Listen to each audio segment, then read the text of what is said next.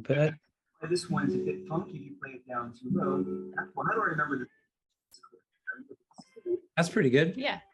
On the second, give a step below where you're playing. Little things that might help you out if you want to try to jam it. Basic ones.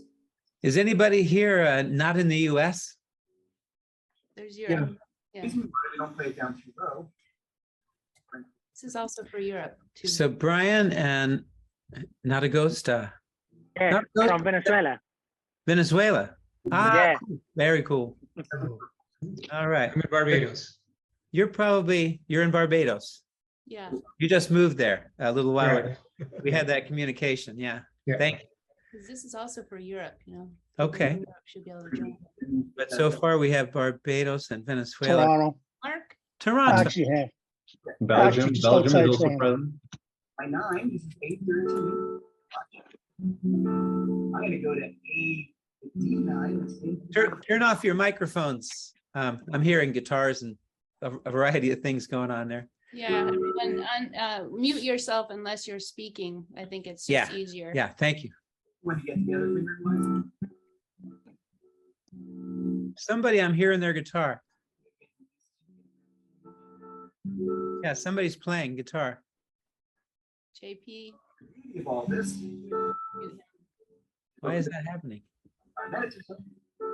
is voice leading and the I'm There we hearing go. I think I something fixed it. and there's nobody there fixed it. moving their mouth or playing their guitar. I fixed it. It's all right. Got it? Yeah. Okay. There's Joe. Yeah, Joe, how you doing, man? Robben, Kelly, how are you guys doing? Good. Good to see you. Yeah, it's nice to see you too. I finally was able to make one of these. Right So on. cool. We just had dinner with Hillary the other night. I was going to ask you if you were able to see her while you were here. Yeah, Yeah. Yeah, good. great. Just one little dinner out there, you know. Yeah, nice. I moved here. I moved into like Nashville area like shortly before you left. They said there was a spot open for a guitarist, so That's one's right. got to leave before one can come in because there's too many. So Well, yes, that for a brief moment there were 1,321 guitar players in Nashville. right. No, 1,351. You know the song Nashville Cats? No, I don't. I don't think. Yeah, it was the guy from the Lovin' Spoonful. In fact, it was the Lovin' Spoonful. have to look that Nashville up. Cats. They's playing since they's babies. It says Awesome. there's 1,352 guitar pickers in Nashville. That's one of the lines, you know. So there were Okay, I'm looking 1,300. that up after. Awesome. All right. So, you know, I'm just going to do this. Yeah, Can I have sure. my guitar back? Yeah. Yeah, just because I was playing the guitar a little bit before I got on board here. I brought the SG. I don't know how many of you were involved in the vote. But we asked, you know, Les Paul or SG. So I'm playing, you know, in San Francisco next week, and I can only bring one guitar because we're moving shit to France still, you know, just haven't send it away. So I brought the SG. But I was playing something. It's like, you know, people always wonder, how do you use those scales in a blues? You know, how do you use like diminished scale, whatever it is, you know? So I just played this thing, and it's a use of the whole tone scale, right?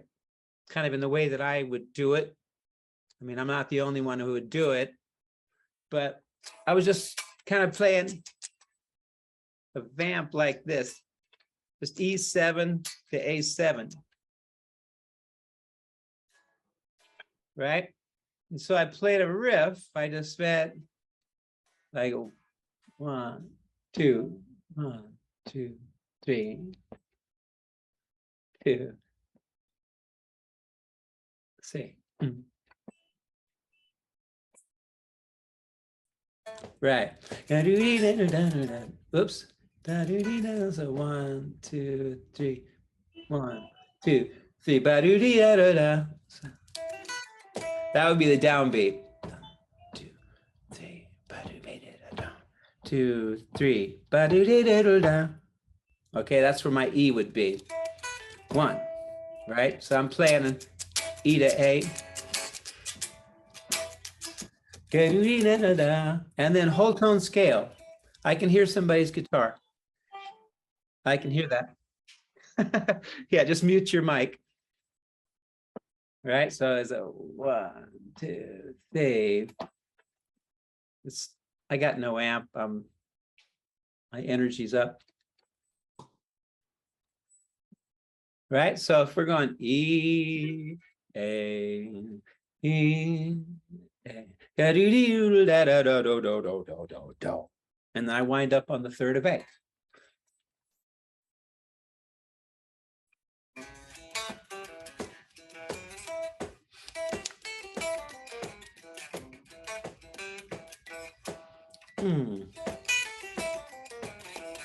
Right? Do you hear it? Whole tone.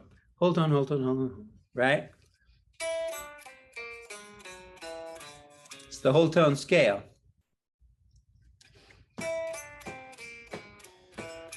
And wind up on the third of A. Right?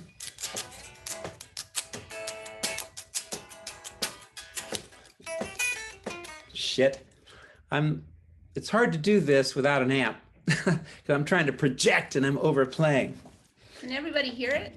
If you nod your head. Can you hear the guitar? Barely. Barely. Better now. At first, I couldn't hear it at all. So the lick goes da do dee da da da, pentatonic, right? Da do dee da da da do da da da da da da. Whole step, whole step, whole step, whole step, whole step, whole. You know, and you wind up on the C sharp. 1, 2, 3.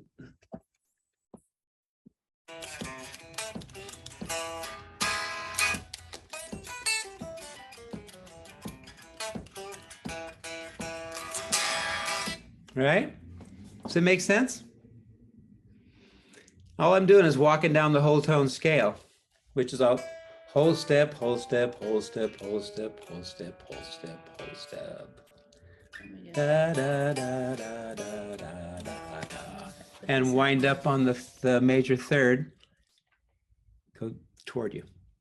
Toward you. Hold on, this is getting stuck. Sorry, I'm gonna try to see if I can put it. Okay, go toward you. Don't turn it though. Okay. Oh, forget it, babe. Try it right there. Try This right is there. not working. No, I can't. They can't see where my hand is. I'm here. No. Just Okay. we should be able to figure this out though, because all you have to do is play the first lick, which is pentatonic, right? E, G, B, A, G, E, da, do, dee, da, da, da. You could do that too. E, G, B, A, G, E. And then it's just whole steps down from there.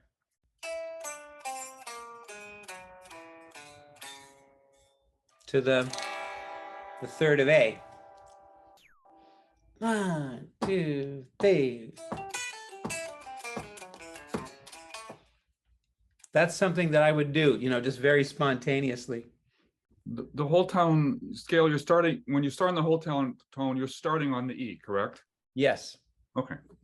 Then whole steps down to the C sharp, which is, like when the chord goes from E to A. Sure. This was just sort of a spontaneous moment. I was just fooling around on the guitar and I thought, okay, this is probably a pretty good example of, I'm always saying triad scale, and this is pentatonic, straight up blues lick, do do dee da da da, right? Do dee da da da do do do do do do do do, C sharp. And there's your jazz lick, there's the use, a use of the pentatonic of the whole tone scale to get from one chord to another.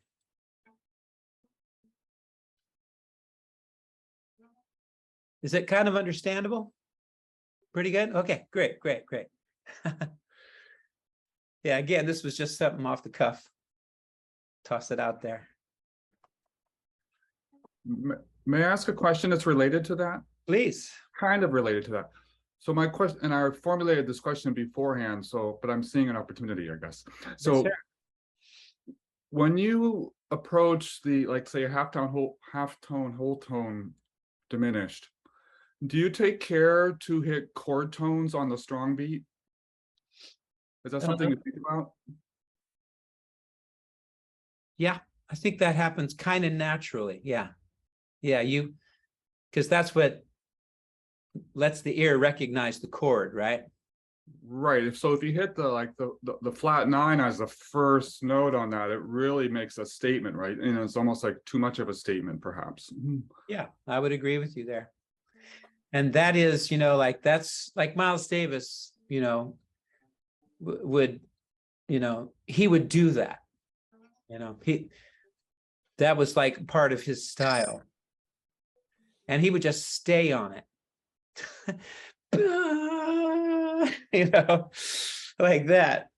It was like, get used to it, take it or leave it, bold. And that is always, for me, that's a really good point, because that's when it's you expressing yourself, like if you got the nerve to do that, you got some nerve. And it takes nerve, when you get into that realm of using, like an altered scale as your center, Yeah. So I guess the answer is typically yes, but not necessarily, depending on how you want to push it. Yeah, I love it. Yeah. Another player who does that a lot, I think, is Mark Ribot. Uh-huh. He'll find these notes like that and he'll just stick it to you, right? And just like, Yeah. Right? Yeah. He's very cool. Yeah. Mark Ribot is he's one of those guys. He's a style guy. Yeah. And that's, to me, that's the best stuff, because you're getting a personality. Right. I love it. Thank you. Yeah. Thank you. That's a good one. Hey, Robin, can I ask Yeah. an unrelated question? I lived in San Francisco for a long time, and I was wondering if you had played the Palace of Fine Arts before. I never have. Yeah, it's beautiful. And follow-up question, when or where was the Blue Line CD, the San Francisco Blue Line? Do you know where that was recorded? Because I was trying to figure that out this morning, and it didn't. I know you had played like the Independent before, but I was wondering where that was recorded. That was recorded at the old Yoshi's. Oh, right? yeah, in Oakland? Yes. Oh, okay. The previous location. Okay, thank you. It was a smaller room. Did you ever go there? I went to the, when I left San Francisco in 2013, there was a Yoshi's in San Francisco and in Oakland, but I think the one in San Francisco may have closed. So I think I was at the newer Oakland one, not the smaller one. Yeah, right on. Yeah. Thank you. Yeah. Turned out pretty good, that recording. Like, I was listening, yeah. it's not bad, anything like when it's well enough recorded and you can hear the band, the energy is coming through, it's okay. Like listening to old Charlie Parker cassettes from, Birdland, like, it's like, who cares? It's Charlie Parker, but it's definitely a better quality than that. It was, Yeah, no, it sounds great. recorded to ADAT. Thank you. Yeah. We didn't have a lot of room to, in terms of mixing. So, there are faults to it, but yeah, thank you, man. That's a lot of fun, that recording. It's really a lot of fun. Yeah, man, the Palace of Fine Arts. I don't know why I've never played there. But I'm not. I would always play at Yoshi's in Oakland. That was the play. For me, and we do multiple nights, 2 sets a night for 3 to 5 nights. We'd be there. I like that because you don't have to move, Yeah. Oh, they were still doing that when I was there. Two shows a night. Yeah. Yep. That's still going on. Kelly and I just took a look at it yesterday. Actually, she thought that maybe they'd close, but they are still open. Anybody here live in San Francisco or the Oakland Bay Area? Okay. Right on. Okay, musical questions? Anybody Hey, got Robben. one? Yeah, How are you? very good. Awesome. You know, I was watching the interview with Rick Beato, and something that it really amazed me is Nata Gosta here. And something that really amazed me is when you say that you don't sit and pick the guitar for enjoyment anymore, but unless you want to work on something, you know. So the question is, obviously, I know that you probably have so much music inside that probably you don't need the instrument, okay, the guitar.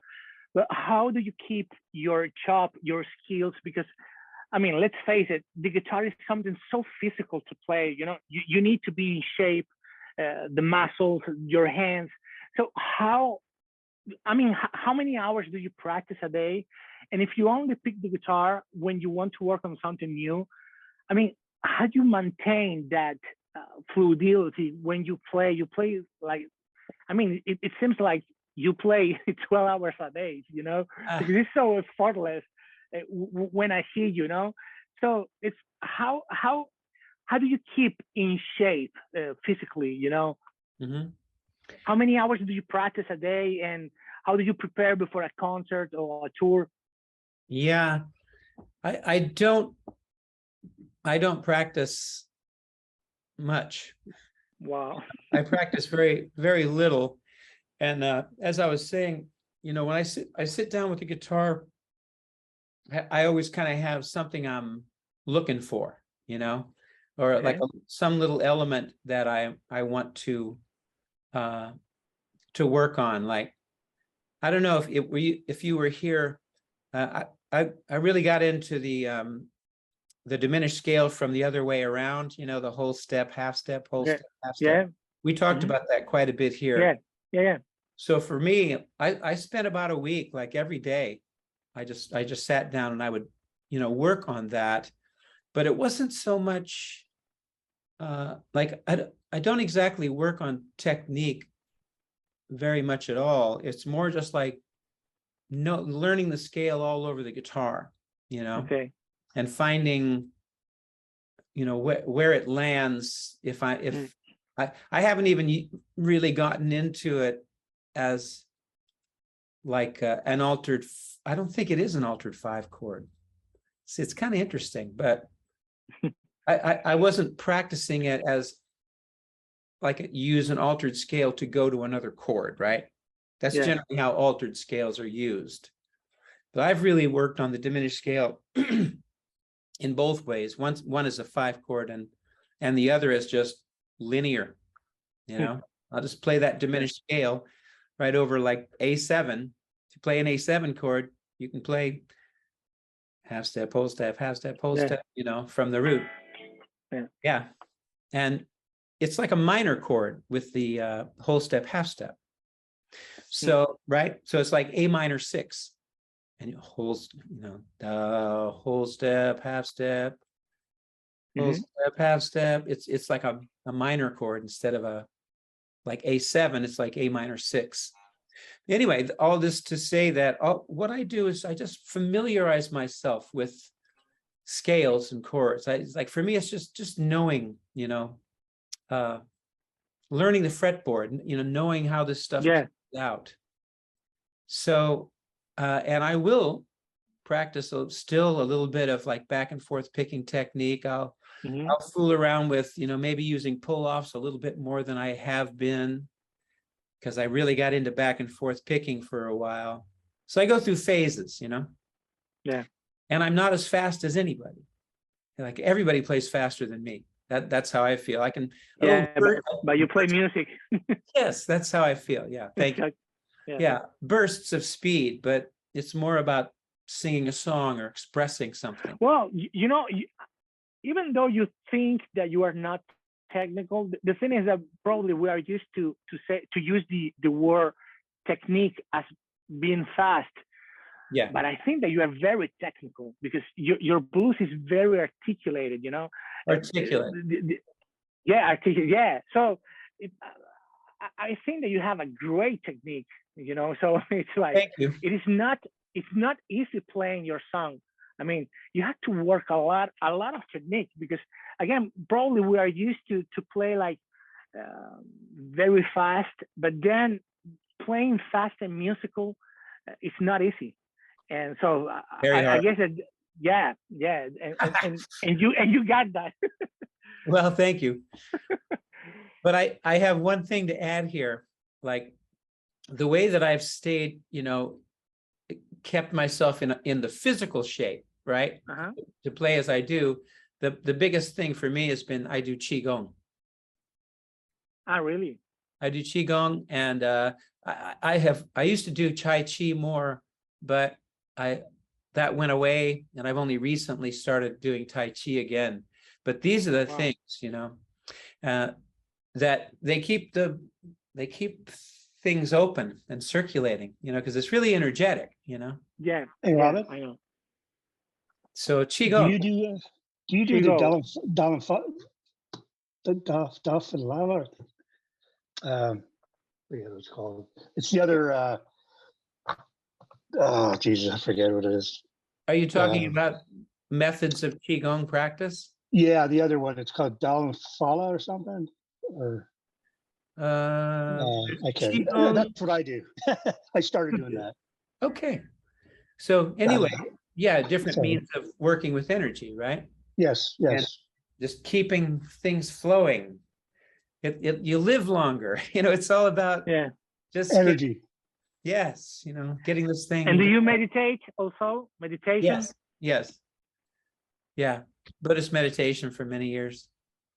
Oh, these things are very, very helpful, you know, because tension is a problem, right? Yeah. In life. Yeah. Yeah. In any area of life.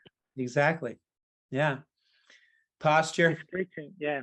You know, I'm always working with my posture when I play. I'm always, you know, I see myself, I'm always correcting my posture, you know. So, but you do it consciously then? Yes, and constantly too.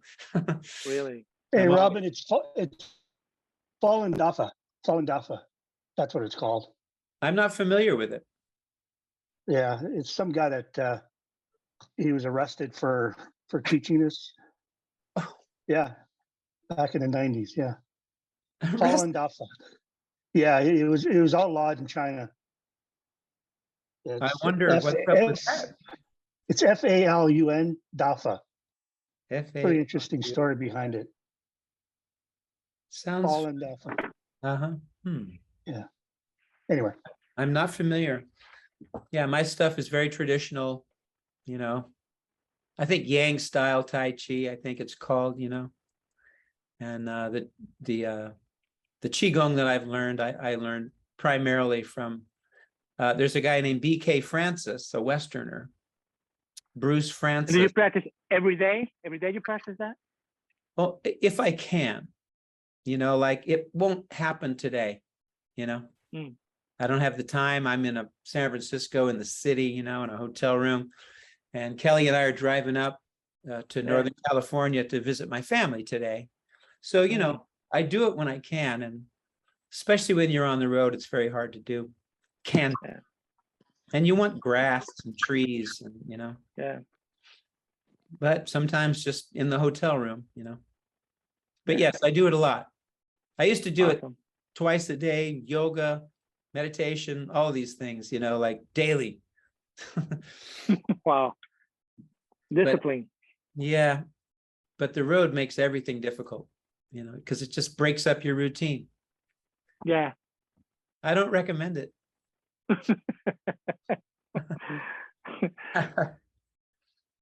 So, but Thank you, Robin.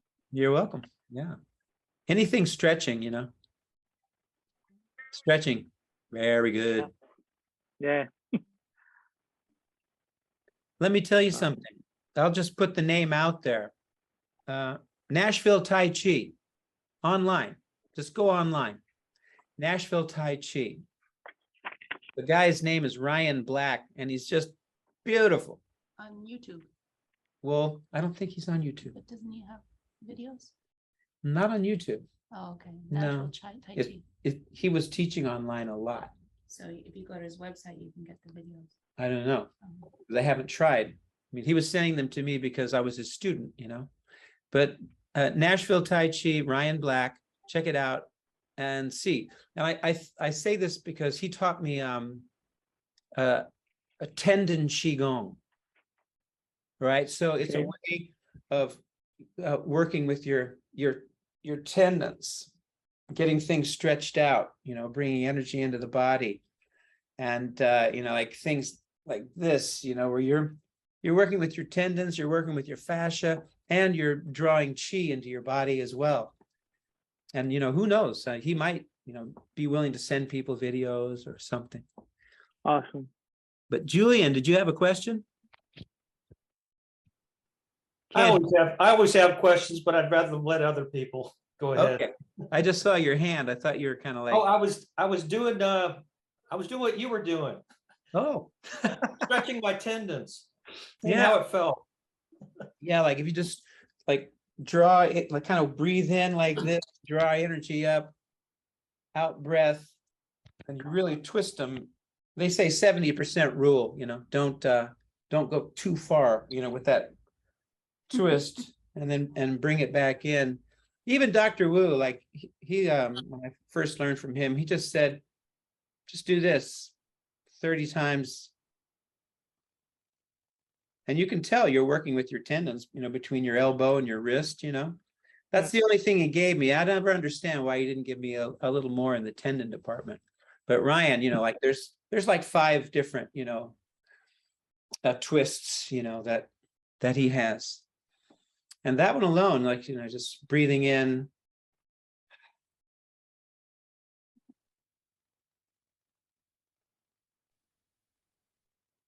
You know, feet shoulder width apart.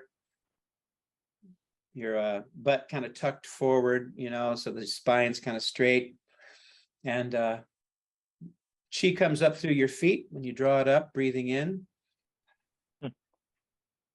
There's, you get your stretch, your twist, you know, your squeeze, kind of a squeeze.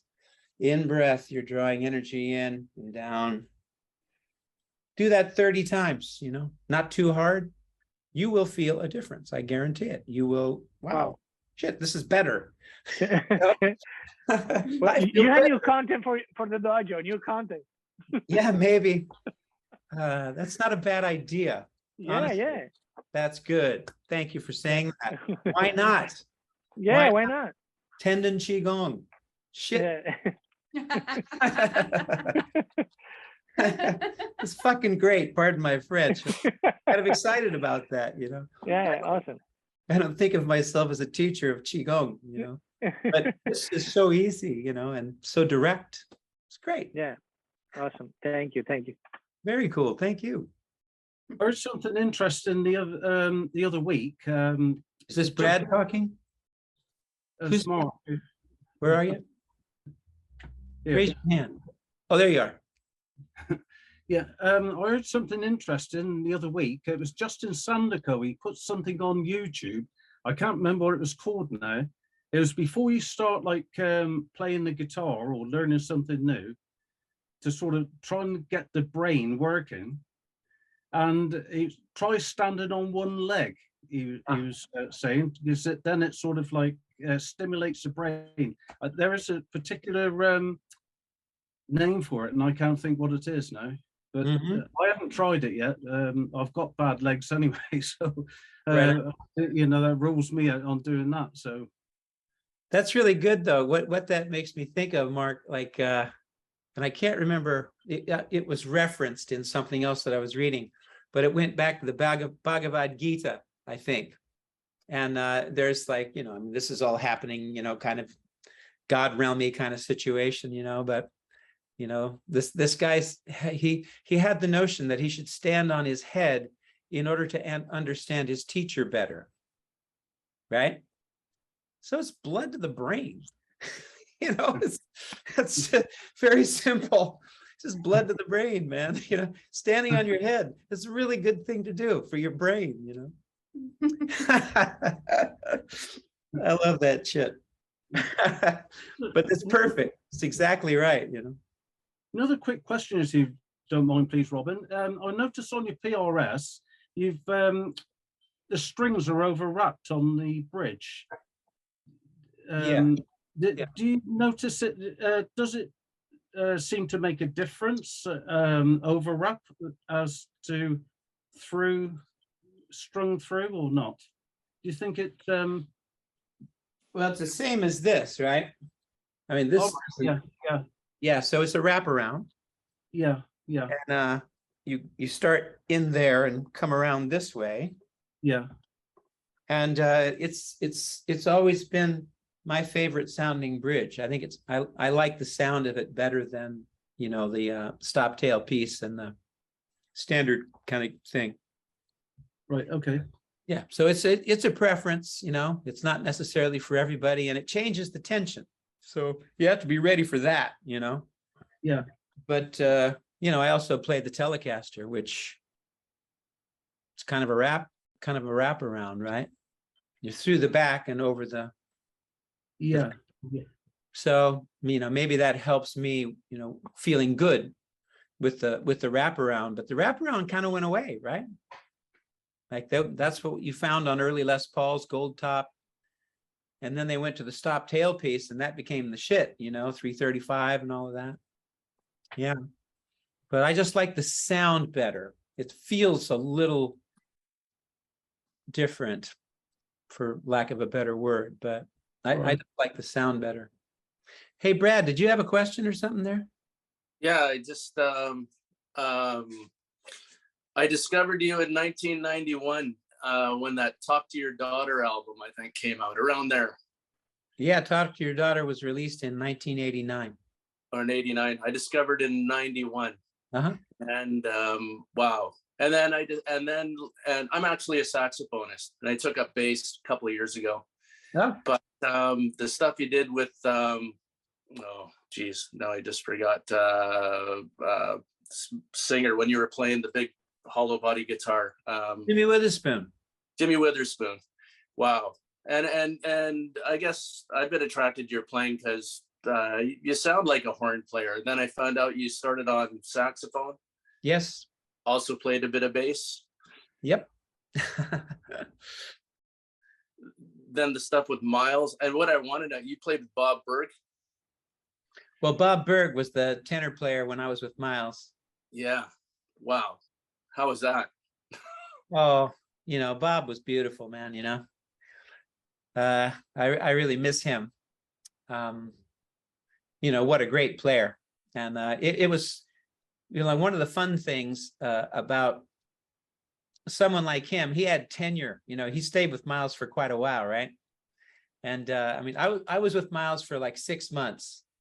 I quit, and he was pissed off at me, but he forgave me. But, you know, the situation was such that I just didn't, you know, the band wasn't treated well by the management, and Miles didn't want to know.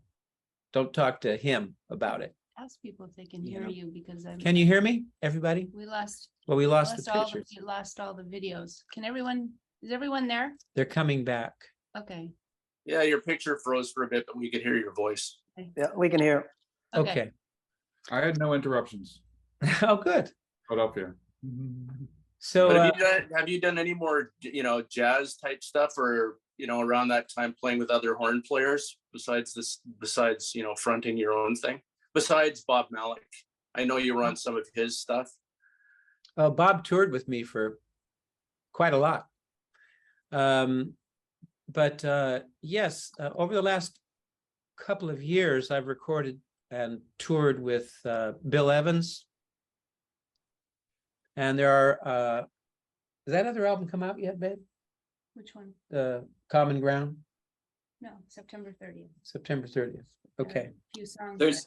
There's actually 2 songs released on iTunes right now. Yeah, 2 songs on iTunes. Yeah. So, you know, the first record is called The Sunroom. It was recorded in the Sunroom in Nashville. It's a studio. And Right.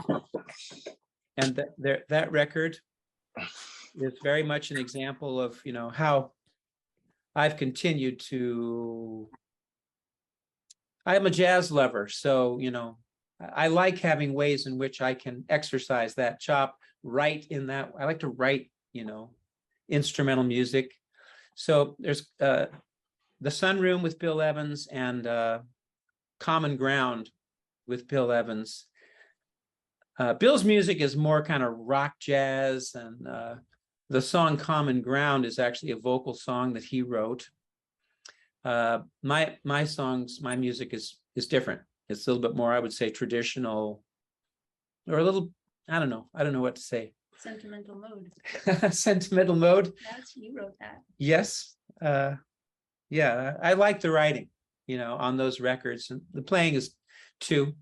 And it's all done like with the Epiphone Riviera, on the clean pickup and very little, like loud treble pickup, that kind of playing. More hollow, woody sound. And I love that. I love playing that way. And I think you're one of the few people that they allow to play like just straight ahead shuffle, just laying it down blues, and then the next tune you're doing kind of a fusion-y thing. I love that.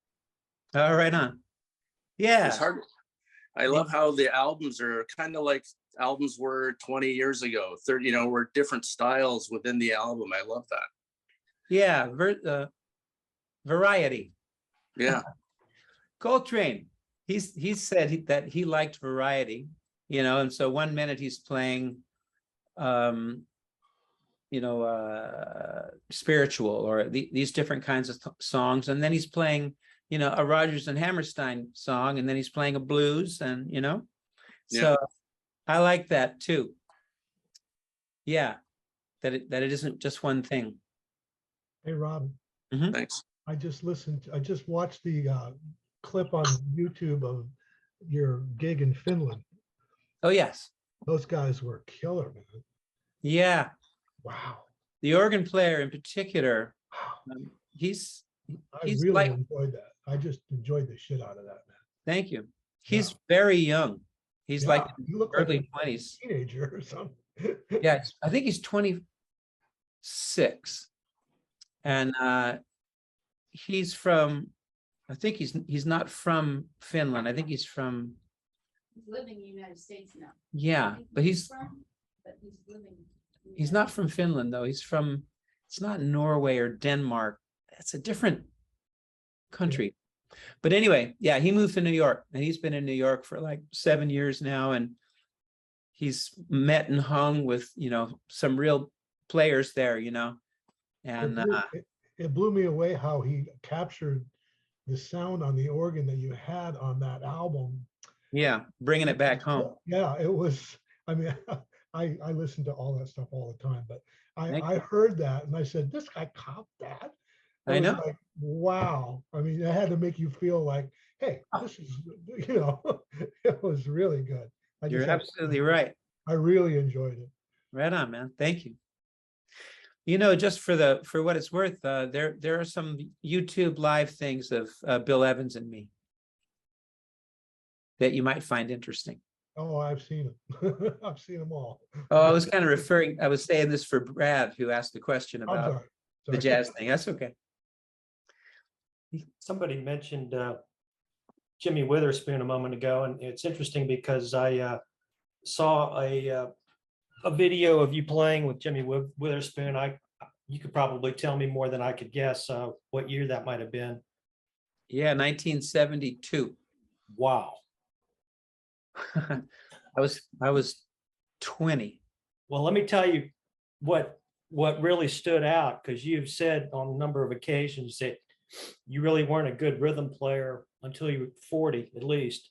Yeah. On that particular song, and I wish I could remember what song it is, but it's on YouTube.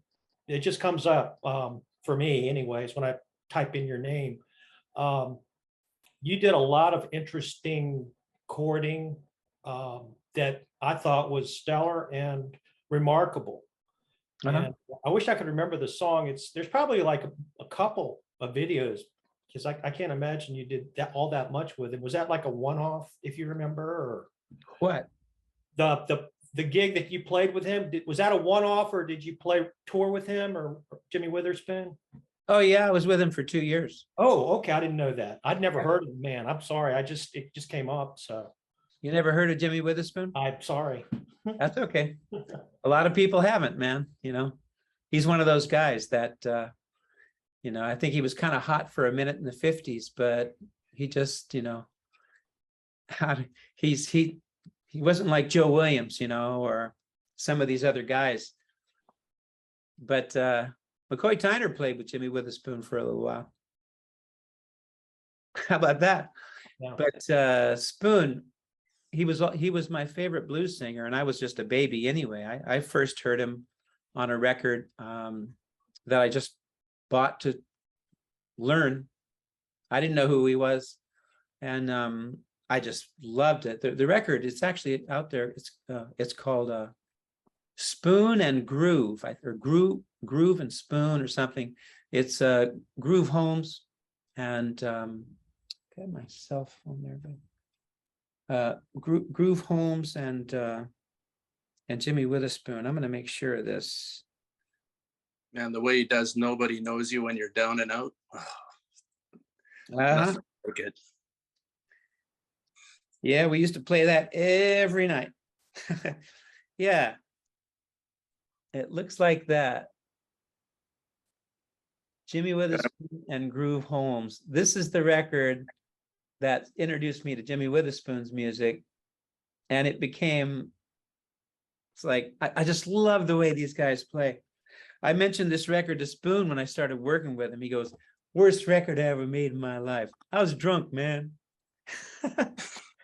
And if you listen to the record, like, you can tell there are parts of the record he sounds just fine, as the record goes on, you can tell he's hammered, but the version of Going to Chicago Blues on that record is just, there isn't anything I love in music more.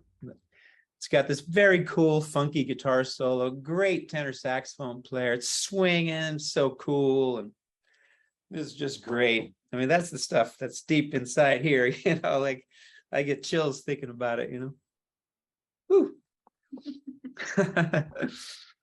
I must have been 14 when I heard that record.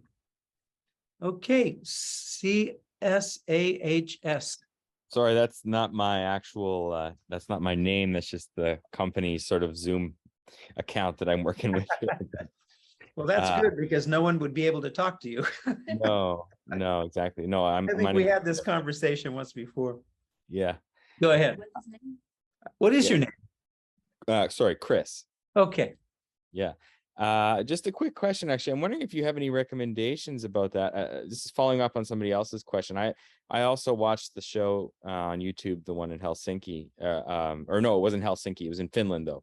And loved every minute of it. And I'm wondering sort of if you can recommend sort of any other albums that would be sort of in that vein and sort of with an organ, guitar, blues, sort of with jazz sensibilities in it. If there's anything out there that, kind of is in that vein that I could maybe listen to more. Well, most of that music was from my record, Bringing It Back Home. I have that one. Yeah. But yeah. Okay. I haven't heard anything else quite like that. Yeah. But this Jimmy Witherspoon record, it is. Okay. I'll have to listen to that. The one that you're on with him.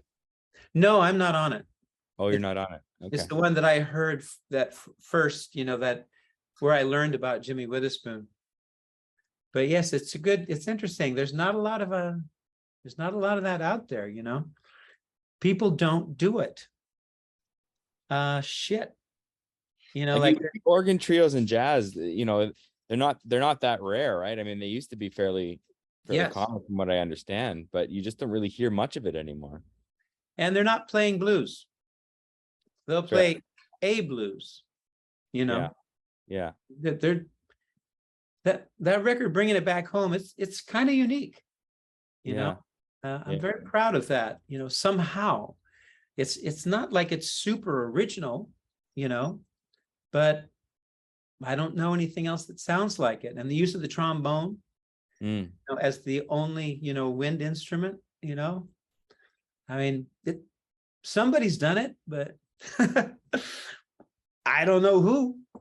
I can't find it. The Jimmy Witherspoon record, I think a little bit. Yeah. Guitar player, he's just, you know, he's a jazz guitar player, plays bluesy. You know? Yeah. I that went in there, you know, I'm influenced by that dude. Yeah. Well, like I said, I just wanted to also just mention that I also really like that show. There's a great selection of tunes, and I really liked your sort of solo breaks that you would have. There's one song, I think it was a cover. It was an old blues tune, and you sort of had there was a minute in there where the band sort of really, you know, they quieted down, and it was just sort of you for maybe a minute or two. Yeah. But that was sort of a highlight. Oh, right on. Thank you. Yeah, that takes nerve. You know, yeah, I do. I have the band stop, quit, and I just keep going as if they were there, you know. Yeah. This is a, you know, like, once again, this is a really good point for me in terms of how I like to teach, because it scares me to death to do that, you know. So do it. Yeah. I started doing it because I was afraid to do it. Yeah. No, that's good advice. Not afraid to be a fool. Not afraid to be a fool. That's right. Like, So okay. how do you, like, what things is really impressive about that is that, like, even though you're by yourself in those moments, it's like it's as if you're playing as if the band was already was keep going behind you. So you're still on time, you're still in the right sort of, you know, you're right in the right bar. It's like when you come back in, it's like you're on the right chord. It's like it was never lost. The theme thread was never lost. It was just sort of like, you know, the background music just sort of like left for a while. The lead was there, and then it came back in as though it never left. Yeah. Right. Yeah. Yeah. And that, you know, again, you know, when you put yourself on Front Street like that, you know, I mean, it's like dropping your pants kind of a thing, right? It's like, okay, it's just me. Yeah. It's scary. And so, you know, and there's a sense that you have to do something different. So this is a little tip, you know, something that I learned by failing, as far as I was concerned, you know, is like, I feel like I have to play a different way. You know, there's no chords, so I need to play more chords. Yeah. Right? Yeah. And now you're not being yourself. You're doing something that is unnatural. The single notes that you choose, then, I mean, if you're not doing that, you still presumably have to imply harmony in some way. So do the notes that you choose sort of where do they function as those chords sort of in the harmony? Like, yes. Yeah. So is that a deliberate choice on your part to choose notes that imply the harmony as though you were playing chords all along? Well, even if the band is playing, you know, in either case, I play the same. That's what I learned by doing. Don't try to play differently. Yeah. Play exactly like you play. And that's like leaving that space. Yeah. Because I like to leave space when I play. Yeah. Yeah. So, and it's diving into space, you know, that's the, you know. Yeah. Space. Now we're really in space, you know, because everybody's looking at you. There's 1,000 people in front of you and nobody but you's playing. It's scary. Yeah. You know. Yeah. So it's a practice. Yeah. Yeah. Well, the guitar sounded great during the whole show as well. Like, I really liked the sound of it. I think it was just your telly on that show, but it was really only the telly. Yeah, and I'm just playing through a couple of Fenders that were provided. You know. Yeah. And I had no effects. I had only an overdrive pedal. I had no pedal board. Yeah, I had no pedal board with me. So that's just you basically going straight into the, what is it, a twin there maybe or something like that? There was a twin and maybe a super, like a super and a twin, or a super and a deluxe, or, you know, 2 amps. Yeah. I'm just plugged into one, and then we go out of that one into the other one, right? Yeah. And and there's my reverb. I'm getting it out of the Fenders. Out of the amps, yeah, I see. That's the best reverb for sure, you know. Yeah. And then I've got an overdrive pedal, and that's it. Yeah. That's remarkable. In today's day and age, when you see these massive pedal boards, right? It's it's the simplicity of it. You can't replace good notes, I guess. Yes, tone, Yeah. feel, groove, the real shit. Yeah, exactly. Good notes. Yeah. Thanks for that, man. Yeah, no worries. Were you pointing somebody out? Okay, we thought somebody was about to ask a question there. So, Kara, how you doing, man? Oh, I'm doing fine. All right. What's going on with the music? I've just been trying to learn and practice as much as I can. Right on. I went through and watched just about the entire Ground Path Fruition True Fire last week.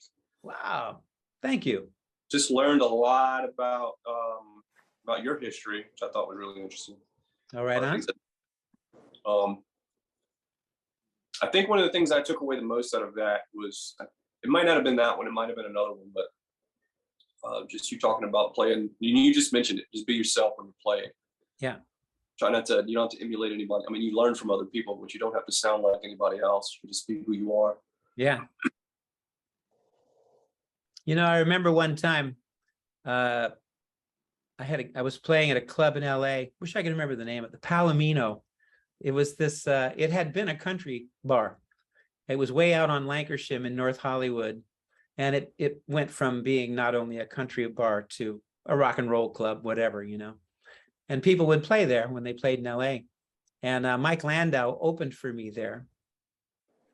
And he was playing all this Stevie Ray Vaughan kind of licks, you know. And I'm like, if you're Mike Landau, you don't have to play Stevie Ray Vaughan licks, you know.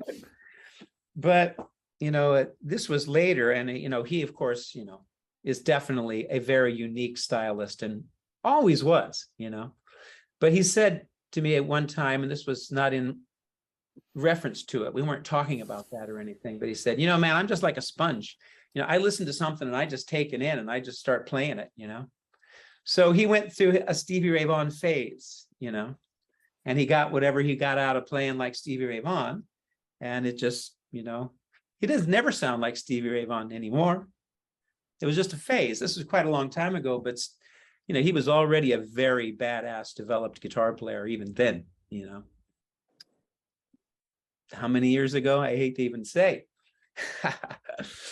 And he continues, you know, to be stellar. But it's kind of interesting. You know, you go through a phase of kind of taking in what somebody has to, you know, you can learn from, and then you just kind of let it go, right? Just let it be there, but you keep going forward. I think you froze. No, I'm just really still listening. Okay, you were looking at that thing there, yeah. But I found that very interesting because I can honestly say I think Mike is my favorite living guitar player, Mike Landau. Mike Landau, Kurt Rosenwinkel, you know, in the jazz vein. And I have to say, you know, I've always been so impressed with Eric Johnson. I mean, his command, you know, of the length and breadth of the instrument, his technique, you know, it's just amazing. His time is a little funny, and he'll even say it, you know. I've jammed with him, you know, several times actually over the years. We did a series of shows in Europe together, and we'd play, you know, at some point during the night. And his time is a little wonky because he never did the R&B thing. He never did the rhythm and blues thing, you know, where you're playing rhythm guitar. He's always been like, he's a violinist, you know, he's like a virtuoso violinist, you know. So he never really developed that kind of coming from underneath kind of thing. But still, as a guitar player, forget it, you know, insane. So anyway, I put Mike in that, you know, my top three, you know, Mike, Kurt, and Eric Johnson. And I don't listen to any of them. I don't want to sound like those guys. You listen to somebody, you sound like them, and that's okay for a while, you know, but I'm too old. I can't be sounding like somebody else for a while right now. I've heard that you were sort of primarily, when you listen to music, you would listen primarily to other instruments, whether it be saxophone, trumpet, that kind of thing. Yeah. Very who would you listen to? I mean, as a guitar player, you have to listen to some guitarists, right? Like growing up, I would imagine, or is that maybe how you got such a unique sound in a way? Is by listening less to guitarists and other instruments, and so filtering those ideas through the lens of the guitar for you would have been, you succumb to the same cliche licks that every guitar player knows, and from listening to other guitarists play them. Yeah. I mean, for sure. I started playing the guitar seriously because of Mike Bloomfield, Mike Bloomfield was my man, and then Eric Clapton, and then Jimi Hendrix. And I would listen to jazz guitar players, but I didn't have a clue what they were playing. They had, no idea what they were doing. So, but when I started to, like study on my own, I got a chord book, and learned the chords. I got a scale book and I learned the scales, that was all while listening to, Wayne Shorter and Miles Davis. And I moved away from the guitar players real early. Honestly, I preferred, the horns. And other than that, B.B. King. But, the jazz isn't there, The jazz isn't there in any of the blues guitar players quite like that, So for me, my interest would, move from blues into jazz, like profoundly for me. But when it came to actually playing music, I like R&B, and I like songs. I like vocal music, I listen to instrumental music, but for me, I developed myself as a songwriter, as a way to grow and write my own music, and my whole style comes out of blues and rhythm and blues, So the jazz comes from listening to, the great jazz players. Are there any jazz guitarists that you sort of follow a lot or listen to at all these days, or is it? And if you're listening to jazz, it's primarily saxophone. I find myself, more interested in the horn players. Yeah.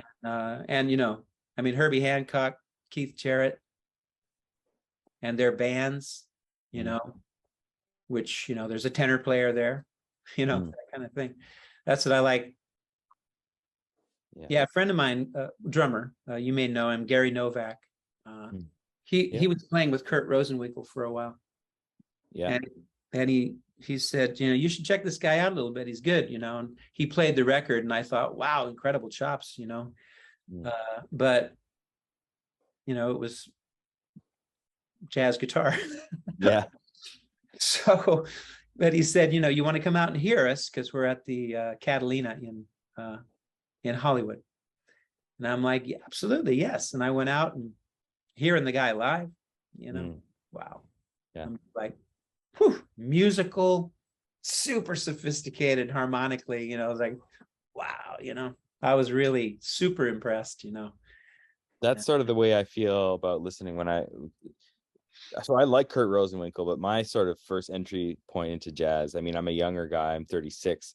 So, I grew up listening to more of the later generation, more of the Pat Metheny's and Mike Stearns, those guys. And so, for me, Pat Metheny sort of has all of those qualities, the harmonic sophistication, but also the ability to take a complex harmonic sequence and then put the most singable, simple melody that you could imagine on top of it. So yes. Uh-huh. Yeah. Pat's brilliant, Yeah. Yeah, Kurt is younger. Yeah. He's definitely younger. And for me, he's got more of that New York style.